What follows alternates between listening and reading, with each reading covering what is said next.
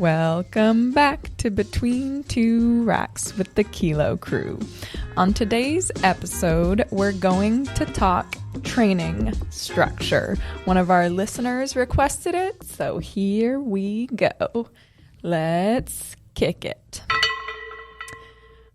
Okay, so my understanding of training session structure, you can either correct me or elaborate on what I'm going to say, is it's basically the order of exercises in the workout. Yeah, pretty much. There you go. That's the answer. The order, the types of exercises. Yeah. So generally, for those of you who have done education with us, you know our overarching, like the most frequently used training session structure would be A series, B series, C series, A series being primary, B series being assistance, C series being remedial. And Porrick, I know this week we had a random question that I had you answer from someone just asking, like, he understood what assistance is, but then how would you define...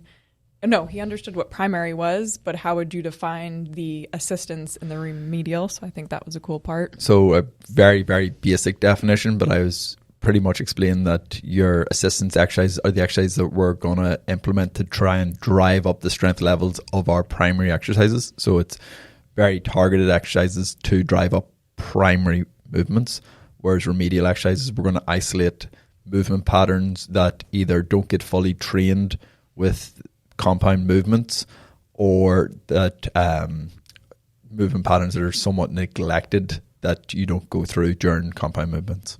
Like a good example of assistance. So let's say on your bench press as your primary movement, we notice that you have weak triceps. Okay, so in the strength assessment workshop, we had a few students that was the case. So they had weaker tricep, and we could really see it in the way they pressed. So an assistance for the bench press could be a close grip bench press that you would do in the B series. It's still a pressing movement, but now because we're using a close grip, we have more stress on the triceps, which will help improve the performance of the primary movement, which is the bench press. When is it, because I know I've seen you all do this before, at what point, like when is it so much of a weakness where you're flipping the training session structure? So you're taking the remedial and putting it first before the primary, because that could be one we could talk about first. But I would just kind of want to hear why you're then flipping it for clients. So normally your C series will be your remedial single joint movements. But sometimes if the client is very weak, especially with like shoulder remedial type exercises like rotator cuff or scapular retractors, then you're better off doing it in the beginning of the workout when you're fresher, because the problem is by the time you get to the end of the workout, a lot of people, they kind of half-ass that C series, or they skip it, or they just don't have the energy at that point to really give it their all. So if you do it first, at least you're prioritizing your weakest element. But because you're weak, what's interesting is it will not negatively affect your primary movement because you're not using enough weight to truly create any fatigue that's going to negatively affect that movement.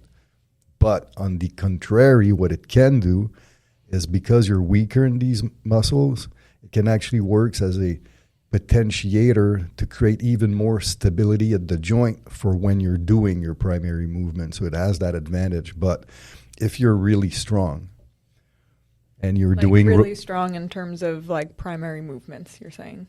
On your remedials. Oh, on your remedials, okay. So like if we take Anthony Campbell, for example, that can pop out reps on rotator cuffs with a 40-pound dumbbell.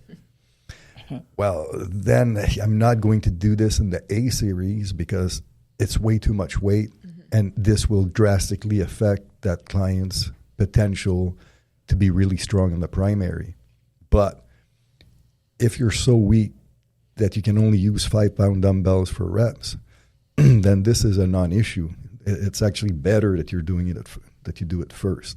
So as the coach, like we have our own criteria on on what we think is weak enough to justify putting it first. Every coach has their own rules on this. But for us, typically, if you're not able to perform one rep with 10% of your bench press on a shoulder external rotation, that typically means you need to do it in the A series and you need to do it twice a week. And then another thing would kind of when you seem to use it for some type of like activation for some people that may be too tight. So you put it into the A series? Too tight? No. This would be more like that would be part of the dynamic warm-up with some type of like flexibility type movement. Or you can do PNF right before you're doing a set of the movement in which you're tight, just to allow like momentary greater range of motion so you can perform the movement maybe better. You're talking about the end range stuff? Maybe. Yeah. So, yeah. But that's not tightness. That's more like weakness at end range. Mm-hmm. Yeah. But it can also be tightness, but it's not necessarily tightness. Yep. But to really talk about the training structure, so in the context of our standard strength programs, so the classic structure, the one that we teach in our online program design course, is we have like a overhead press session, we have a incline press session, bench press session, dip session for the upper body, and then we have a squat. We call it squat 1. We have a squat 2. We have a front squat session, and we have a deadlift session. So the way the upper body sessions are structured is you have A1, A2, so agonist, antagonist, double station supersets. So the A1 will be your pressing movement, and the A2 will be typically a chin-up variation. So these are two primary movements. They're both multi-joint for both the press and the pull, and they require more energy, more attention, and on and on. So we do it first with typically a little bit more sets. Then the B series, the assistance exercises, our B1 will be a pressing movement as well. And then the B2 is typically a rowing variation of some kind. And then the C series with the remedial, then it can be like direct arm work, so a tricep or bicep exercise. It can be delts, like a lateral raise, a row to neck. It can be like a isolated pectoral exercise, like the fly, or it could be a bent over lateral raise, a trap tree raise, a scap retractor, and like any type of smaller muscle that you can isolate through typically single joint exercises, or what we'll be doing in that C series. Now, the squat 1 session. So squat 1, it means our A series is back squat. But with the lower body, we don't do double station supersets. We leave that main primary movement for the lower body is a standalone. So it's going to be a standalone A, and then you have your squat. The reason why we don't do the agonist, antagonist, double station superset with these movements is simply because a movement like the squat or the deadlift, it is false to say that the hamstring is necessarily an antagonist in this movement, because it's not like the hamstring is not recruited when you're doing a back squat. So to alternate the back squat with a leg curl, for example, in my opinion, is subpar, because what happens is you're doing your squat, then you go and do your leg curl. So now you're fatiguing the hamstring, especially the lower fiber of the hamstring around the knee joint. Then you're coming back to your squat, but that hamstring is still recovering. So now you're squatting, but because the hamstring is still not fully recovered, in that bottom position, now the knee joint is not as stable because the hamstring can't generate the same amount of force that it usually can to stabilize the knee joint in the bottom position of the squat. So in my opinion, if you're doing the squat as a standalone, well, it's not just my opinion. I've seen it happen over and over with my data, but your clients will have a greater rise in strength on the squat across a period of time than if you're doing it in a double station agonist-antagonist superset. So we have our standalone squat. Then the B series is typically B1, will be some type of split squat or lunge variation. And then B2 will be a knee flexion variation. So a leg curl, a Nordic, a glute ham raise, whatever the client is able to do at that point in time. And then the C series is typically a knee extension movement, but more like top range. So step up variations. It could be leg extension, like any type of quad-based machine will work. And then the C2 is typically a hip extension. So incline back extension, horizontal back extension, hip thrust, reverse hyper, all of these movements. This is squat 1. Then we have front squat. You want to go with the front squat? Well, okay. There's going to be a lot of repetition here. So front squat follows a very similar but slightly different. So front squat, obviously, in your A series, you front squat. And in the B series, we're going to do a specialty deadlift, which specialty deadlift is anything that is not your conventional deadlift from the floor. So it could be anything from a deficit deadlift up to a rack pull from mid-thigh. It could be anything in that range. C series is going to be C1, C2 with calves and abs. Very simple. We still want to address the ankle joint. We still want to address the abdominals. So it's only 4 exercises in your front squat session, but 2 of them are big compound movements. So it is actually quite a draining session. Due to this, we normally allow for an additional set in our B series compared to the squat 1 session where our B series is a antagonist superset. So the B series in your front squat session gets an additional set generally, and longer rest periods is a big thing. That's the front squat. Then Alex, do you want to talk about the deadlift session? Deadlift session kind of looks like your squat 1 session. So you're deadlifting in the A series. Your B series, you're doing a split squat, lunge variation with a leg curl or a knee flexion. And in the C series is where you're doing your calves or anterior tib and then an ab. Yeah. I just want to, as we're going through these, one point that I just want to reinforce with listeners who haven't done our education is to also consider when they're saying A is deadlift or A is front squat, A is squat.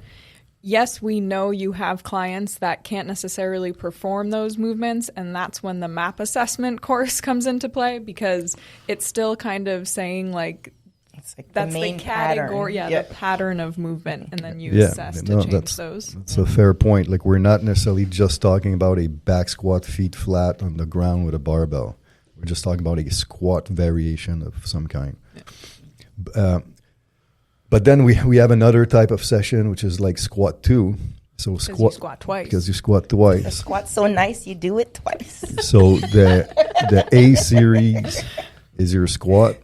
The B series is a specialty squat. So this is any squat variation that is not a standard back squat. Yep. So it can be a specialty bar.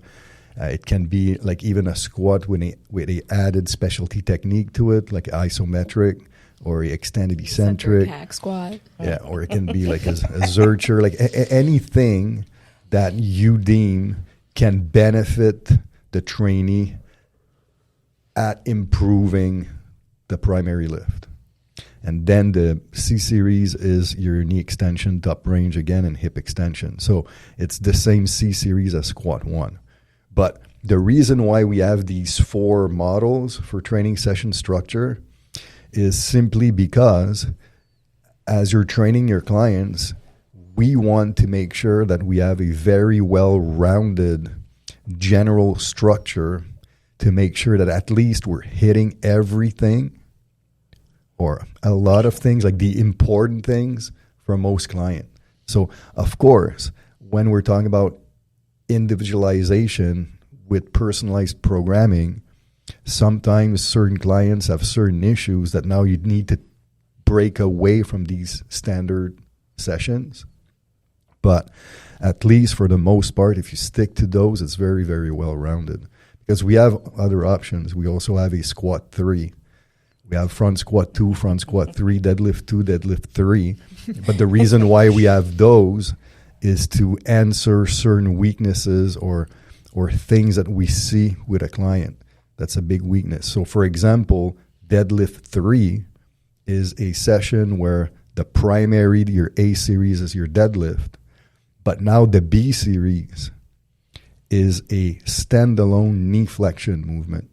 So if you know that you have a client that his main weakness is knee flexion, well, that would be a good way to emphasize knee flexion by using a standalone Nordic, for example, in your B series, where now you can spend more time, do more sets. It's a single station, so everything is all about that knee flexor. So, and then the C series would still be your calves and abs. So that's one option. So for certain people, you know what? Let's break away from the standard deadlift layout of deadlift 1 and let's do a deadlift 3. Deadlift 2, for example, is deadlift as your A series, but now the B series, instead of being a split squat or a lunge, now your B1 becomes a top range knee extension movement.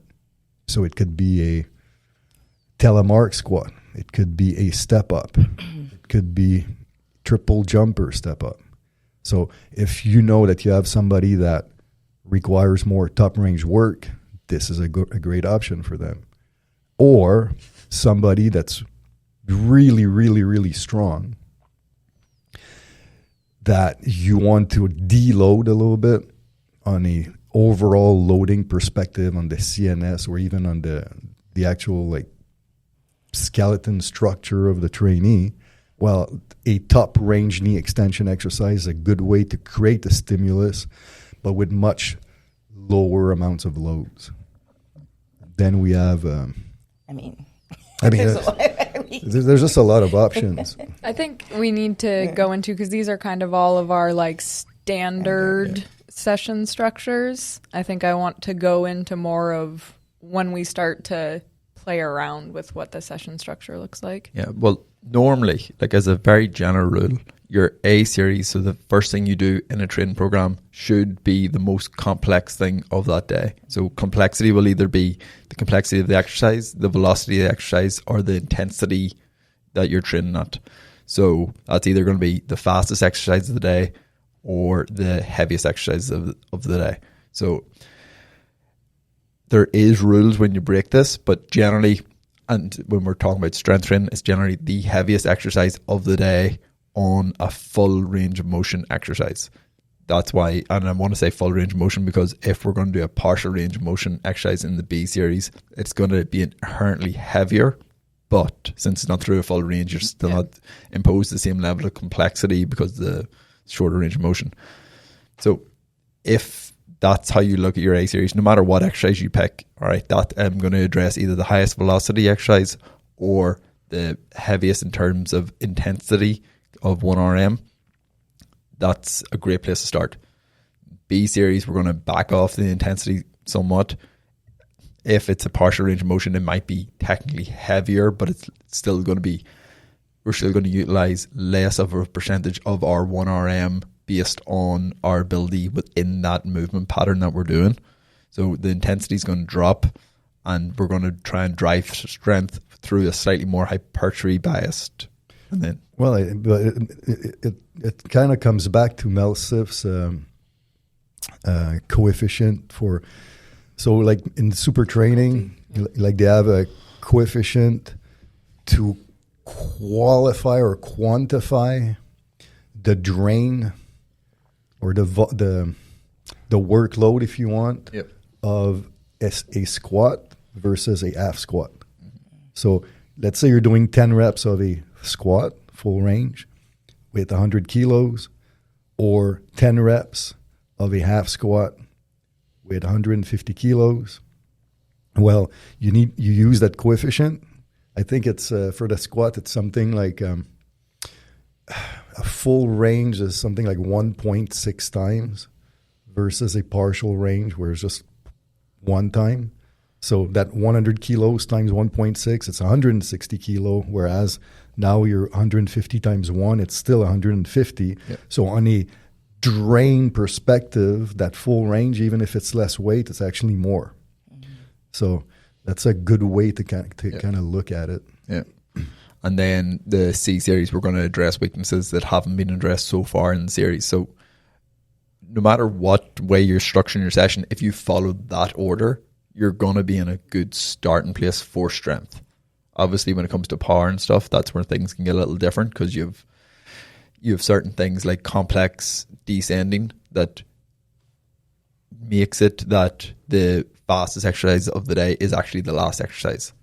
But that's fine, because that is the training method that you're using, and you're using the heavier work earlier within the training session to get somewhat of a PAP effect for the explosive work later on in the session. So outside of those sort of specialty methods and specialty training setups, if you follow the most complex, slightly less complex to very remedial, you're pretty good. Yeah, because it is, for the most part, it's when we get into methods that the training structure drastically changes, whether it's fat loss, hypertrophy, power. Those methods are what change this training session structure. Yeah, mostly with the fringe, like specialties like the body comp, fat loss, and hypertrophy, and the power. This is usually where you see changes, because hypertrophy, we even go outside of our typical upper-lower split, where we can have like typical split routines where we have a arms and shoulders, a chest and back, a posterior chain only day. So of course this will change the structure. If we're doing trisets, that will change the training structure as well. So there's a lot of variability. But I don't know, like, did you want us to go into complex and these things, or? But like, even with those ones we just brought up, like, so say it's a fat loss phase and say it's GBC, you still want to follow the order of complexity. Yep. Like you still want, if you're doing a squat and a pendulum squat in the same session, the squat still should be happening way earlier within the session than the pendulum squat. So you still have to be cognizant of the complexity and the stability demands of the overall exercise in the session structure. Would you say, like, remember the programs that we see from people either that, you know, that don't do any education, and we've seen it with some of the pro athletes when they come in and their programs are just like 10 exercises and it's just all over the place. I would think that would be like the most offensive thing you could do. So sometimes you'd have like a tricep extension first, and then they'd squat, and then they'd like go back to like maybe a dumbbell press. Or I mean, Steven Jackson, when he got traded to the Atlanta Falcons, he showed me the off-season training program. they're so bad. I mean, like, calf raise was the 3rd exercise, and power clean was the 7th exercise. Yeah, it's just what made zero sense. But yeah, but there's so what Porrick was talking about, like I'll give you guys an example. So let's say that we're doing contrast, heavy light. Okay, so let's say we're doing the heavy light method. Yeah. So the heavy light is a load contrast method. So let's say you're doing it for the upper body. So I'll give you guys a scenario. Then you guys tell me which is right, which is wrong. Upper body session, heavy light. why are you looking at me? Okay. A1, overhead press. A2, seated dumbbell press. Or A1, overhead press. A2, flat dumbbell press. Which one is right? Which one is wrong? Option 1 or option 2? Option 1 is right, because heavy light has to be the same movement pattern. Exactly. So, but many people make that mistake. Yeah. Like it's a upper body pressing sequence. I just need 2 presses. But no, because you're doing heavy light to promote a load contrast effect. But if you're choosing two completely different exercises, it's different motor units. So now the potentiating you're creating from the heavy has no carryover to what you're doing with the light. So the exercises, they don't need to be the same, but they need to be a very similar pattern. Yeah. But a lot of people make that mistake. Now on the flip side, if I'm doing a tricep, I'll give you another scenario. You know, I get testing anxiety. Let's go. What's better? Option 1, 55-degree incline dumbbell press as your A1. A2, 45-degree incline dumbbell press. A3, 35-degree incline dumbbell press. Or A1, 45-degree incline dumbbell press. A2, flat dumbbell press. A3, 25-degree decline dumbbell press. The second one. Yeah, the second one. Because the first one is like bodybuilders, right? They do the same movement pattern, like so close. It's almost the same thing. Yeah, but so now the goal of the tricep is to create a stressor and a long exposure through the widest possible range of motor units within a muscle structure. So now if the three exercises you're doing back to back are super similar, well, then you're only overtaxing one pool of motor units instead of taxing that wide range of motor units. And we know that one of the keys to hypertrophy is to hit and target as wide a motor unit pool as you can. So the first one would be more of a mechanical Even advantage drop set? Extended set. Extended set. Like technically yes, but even at that it's a very close one. Like if you could have done slightly bigger, Like bigger jumps. just to give yourself slightly more advantage between each extended set. So yeah, so those are all things that you need to look into when you're designing programs. But the method dictates a lot of what you're supposed to do. And then we had an episode where we talked a lot about this, but all like the nuances and choosing an exercise within the day that complements a previous exercise, but that also overloads in a different part of the strength curve as the initial exercise. So all of these things are really, really important, and they affect the structure of the training program. It would be like, but even like something as simple as the hip extensors.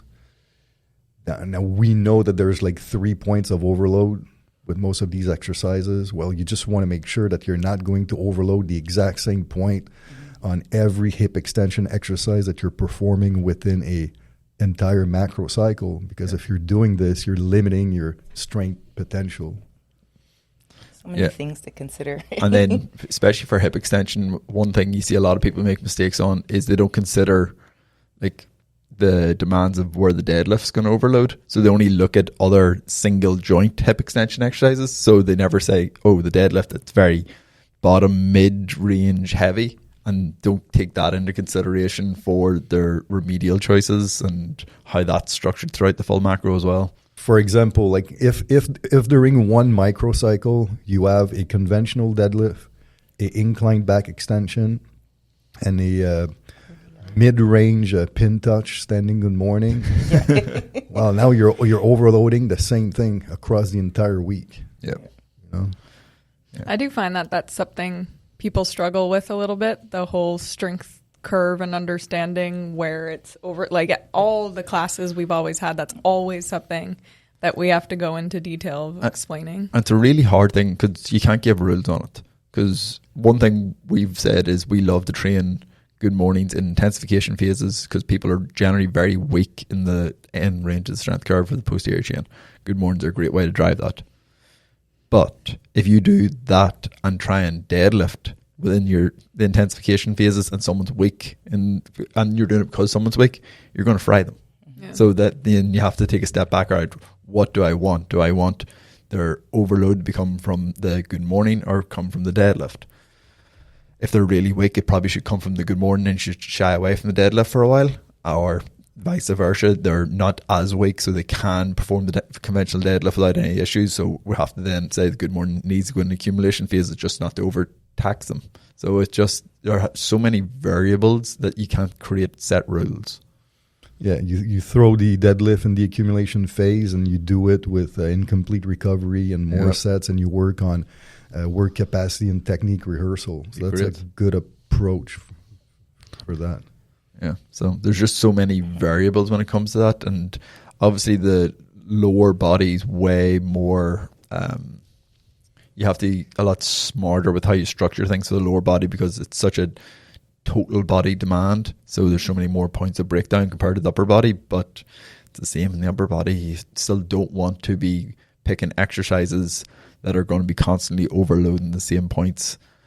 So like, it's not a perfect example, but say you are overhead pressing and you want to drive up your tricep strength, and every time you do overhead press, you're pairing it with a French press.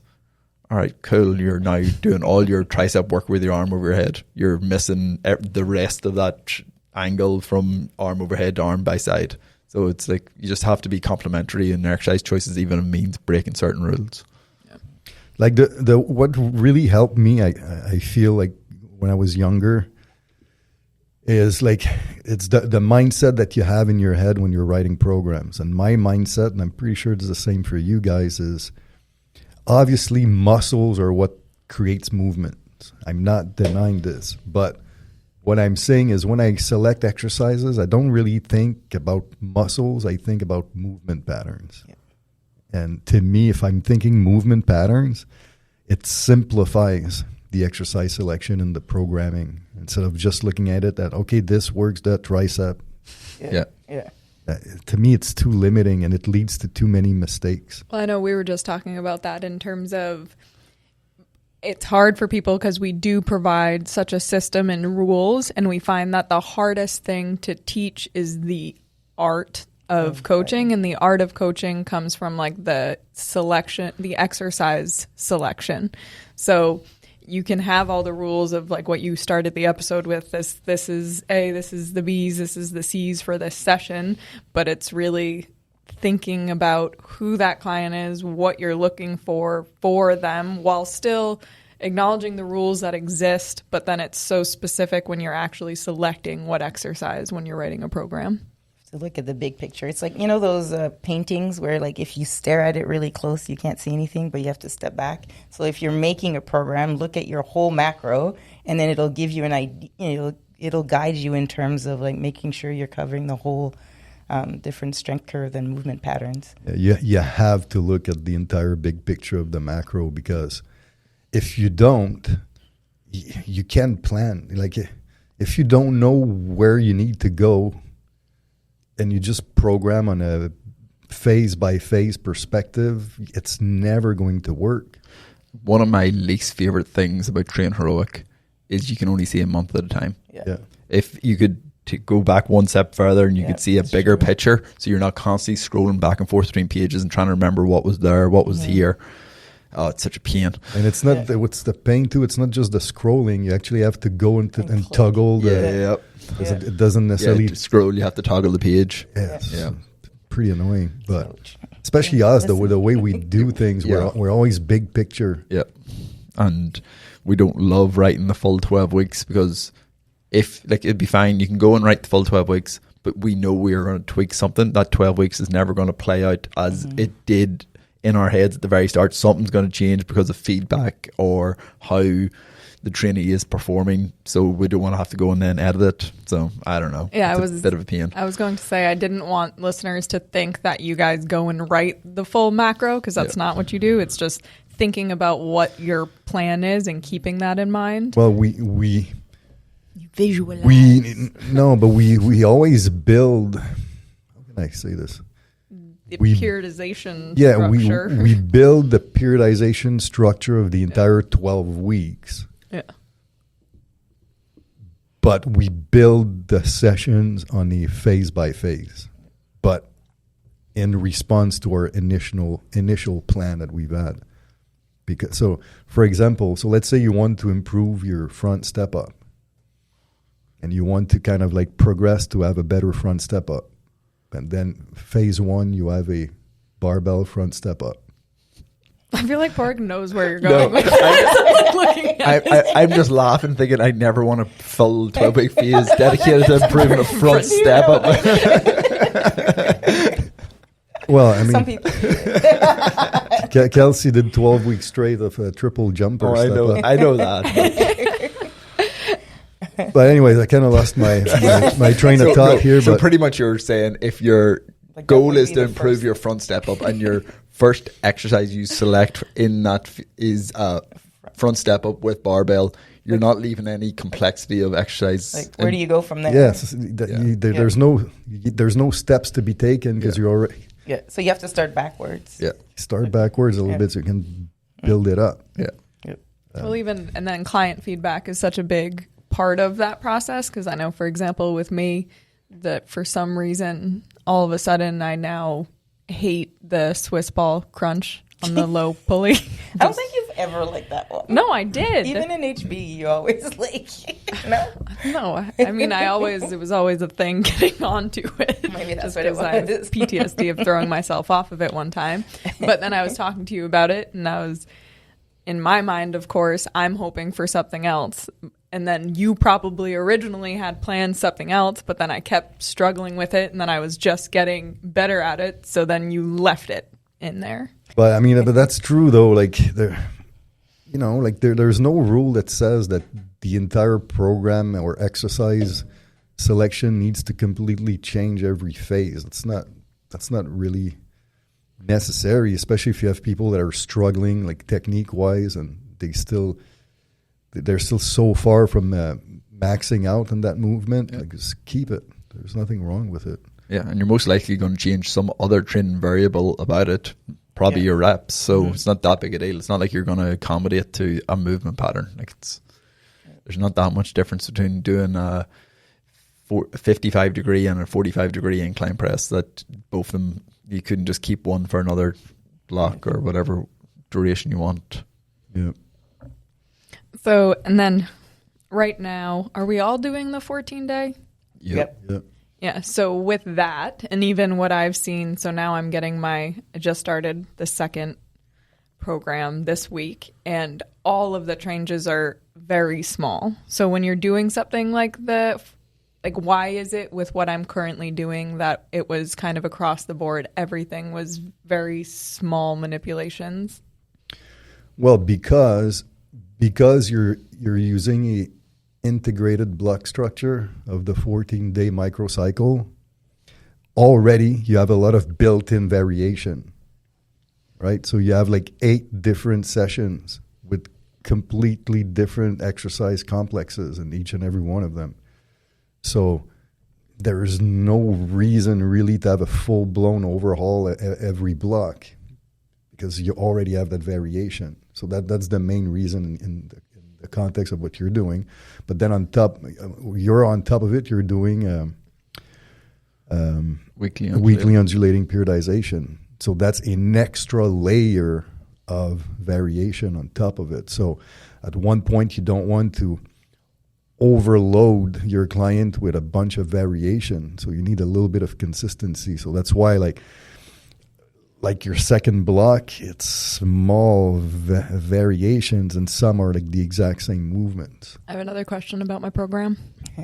So why is it on my squat that I have, my tempo is 3010 and not 30x0? This is just because your weekly undulating periodization, you're switching between a hypertrophy week and the other one is a functional hypertrophy session.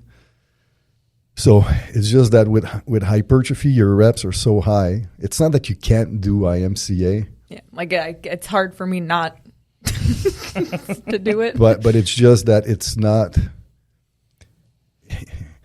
required to get the training benefit of 12 reps. Okay.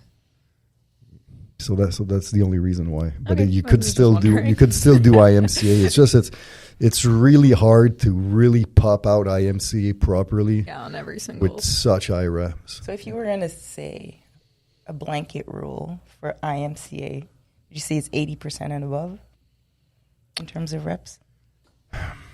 I don't want to make. No, I don't want to do a blanket rule, but like you said, because she's doing higher reps, so she's doing 12, so it's at 70. Like, is there?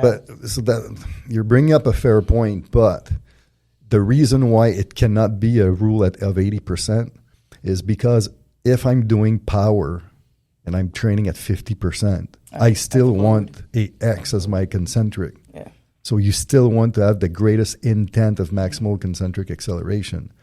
So it can't be that.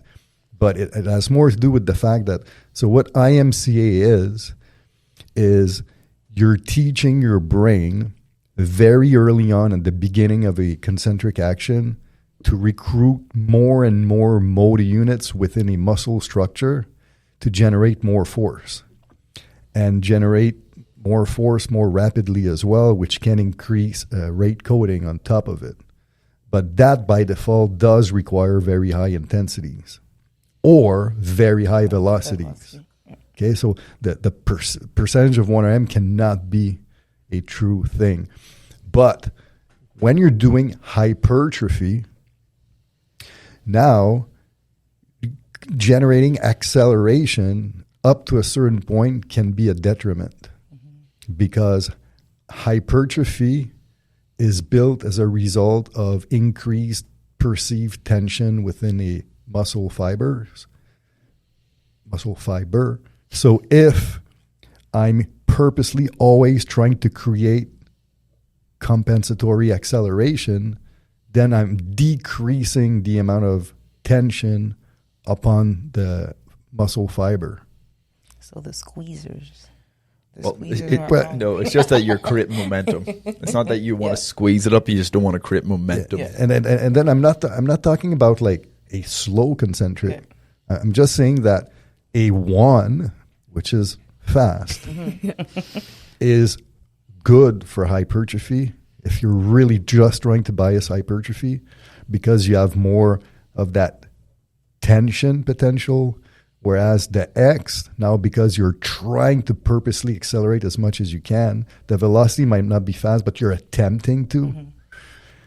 Well, now that potential of momentum that you're creating means that at a certain point within the concentric action, tension will be decreased.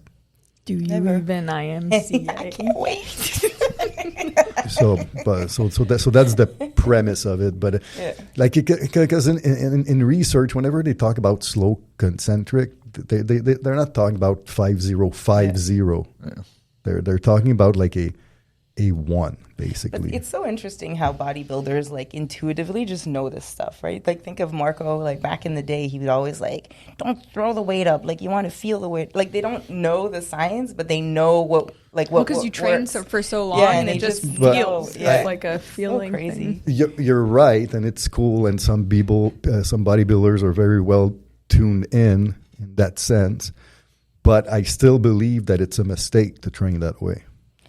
Yeah, all the time. All the time. Yeah, all the time. Because in order to increase your potential for hypertrophy, you should still have phases where you're using IMCA to teach your nervous system to recruit more motor units. Because now if you can recruit more motor units, guess what? When you're doing hypertrophy now, you have more fibers that can potentially grow. Yeah. But if all you ever do is squeezer type bodybuilding workout for life, then yes, you're creating good levels of tension, but you're completely minimizing your potential for growth because you're never going to be able to get to the point where you're like, I mean, I talked about it before, but throwers, they usually can recruit a ton of their motor unit potential because they're so well trained at high loads.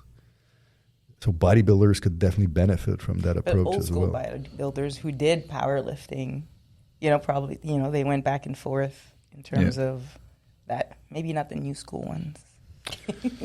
Yeah. I mean, it depends. Yeah. I have, going back to training session structures, I have 2 questions that I think will be very relevant for a lot of listeners. You guys are probably going to get annoyed by these questions. But what would you recommend? We know this. There's a lot of trainers like that. Would you recommend for people who cannot complete the session in one shot? So they're busy scheduled. They still want to get their whole session done.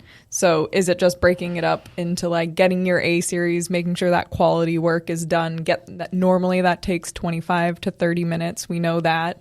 And then later in the day doing the B and C? Yeah, that's the best option. And like realistically, if your A series and that's all you're doing, you have to allow for more than 25 to 30 minutes because you have to do your warm-up before that. So it's that there can be realistically a longer thing, and then you don't need as much of a warm-up for your B and C series. So I would definitely break it up that way. Yeah, and the other advantage of doing that too is you can add a little bit more volume in your B and C series. So it's almost like a plus, a beneficial aspect like if on a you're trying training to jam it perspective. in, almost if it's more feasible to split it up, it would be better for those people. Yeah, it would be reminiscent of how the Bulgarians used to train for Olympic weightlifting.